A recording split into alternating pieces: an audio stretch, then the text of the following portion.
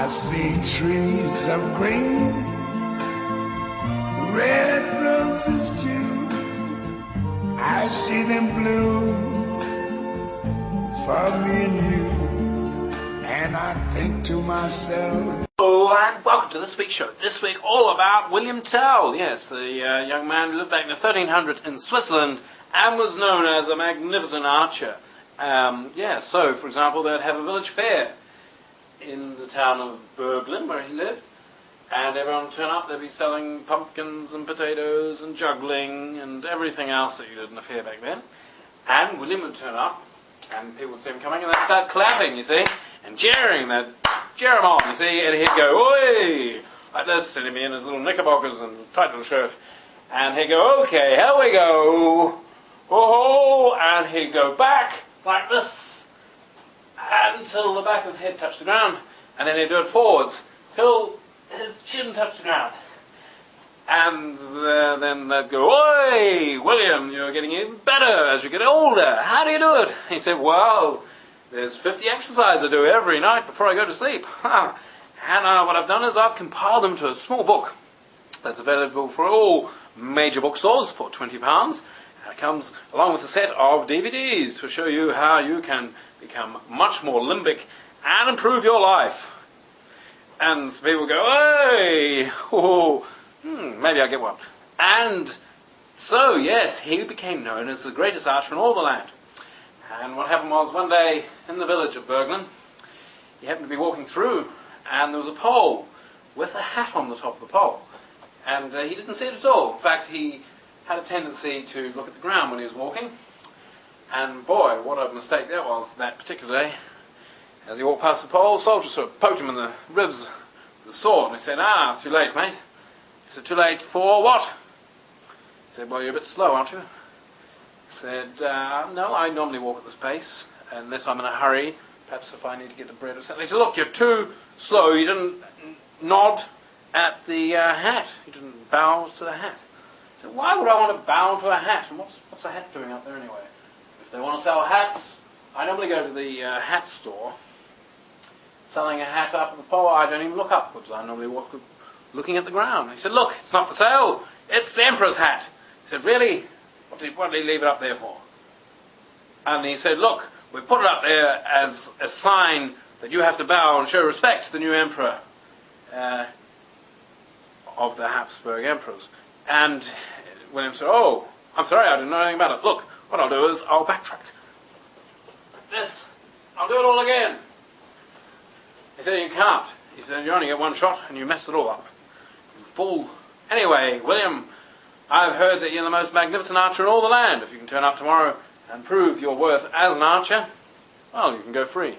Otherwise, I'm afraid your son will have to walk around for the rest of his life with an arrow poking out of his eye." So, "Well, we can't have that, can we?" "Why, he wants to be a watchmaker. And I don't think that will work out very well." "Oh," he said, "okay, tomorrow, here with your bow and arrow, and we'll see how you get on." I said, "Okay." So he went home and he said, "Look, son, well, we've got a bit of a problem.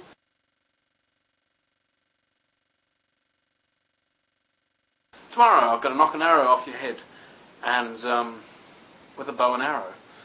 He said, "Oh, really? But the thing is, Dad, you can't fire an arrow." He said, "I know, I might be a magnificent archer, but bows and arrows have never been my thing, you know." He said, "Why don't you dress up as me, and I dress up as you?"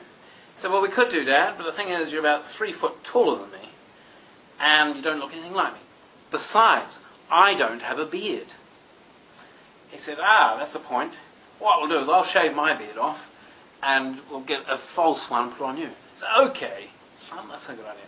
So they tried it out anyway, and even though he was a bit shorter than his father, he kind of resembled him a little bit, and with the beard and all that, kind of got away with it. That night they sort of had a bit of practice, put a big pumpkin on Mr. Tell's head. The son drew his bow back and let go of the arrow, and he hit the cat. And his father said, "Well done, son. I hope you were aiming for the cat." I said, "Yes, I just want to make sure I could hit him." He said, "Right, now have a go at me." So he drew his bow back, let go of the arrow, and he split the pumpkin into two. He said, fantastic. Now, keep that up. Tomorrow, it's an apple. It's an apple? Really? That's an apple's like yay small. I said, I know, but I have confidence in you, son. So the next day, they turned up at the village, and I said, look, just hang on. We might not have to go through all this. Son, I'm going to have to talk to the soldier first and see if I can get away with this through a kind of conundrum with words. And so he walked up to the soldier and said, look, soldier, look, you said that I just had to prove myself as the most magnificent archer in all this land. And, is that right? And the soldier said, oh, I know what you're going to say. You're going to do those funny twists and turns and all that. And I said, look, it's not going to work. You've got to do it with a bow and arrow, and you're going to split the apple off his son's head. By the way, I thought you were a bit taller than that. He said, well, don't worry about that. We'll get on with it, get on with it. Get the show on the road. So, he said, right, come over here, stand there, and we have a go at this. So the son went back, drew back the bow, with the arrow, and let it go, and split the apple into two. And William started clapping like this. He said, fantastic, son! And the soldier looked at him and said, what do you mean, son? He said, oh, I mean, that's what I call him, you know, I mean, like, Dad? It's just how we talk to each other at home. It's a bit odd, I know, but... And the soldier said, okay. I said, anyway, can I have a bit of that apple? He said, no, it's ours. Goodness me. And anyway, it's a momentous occasion, and I think we should take it out and put it on the mantelpiece. And so, yes, that's how it happened with William Tell. And from then on, it was kind of a bit of a story, wasn't it, that he ended up executing the emperor, I think, somehow. But that's William Tell. Fantastic story about the most magnificent archer in all of Switzerland. Thanks for watching my video. Please, even better, subscribe. Check this channel out. A very interesting channel. And if you rate my videos or comment, you could get featured on here too. Thanks a lot, and I'll see you next week. Bye.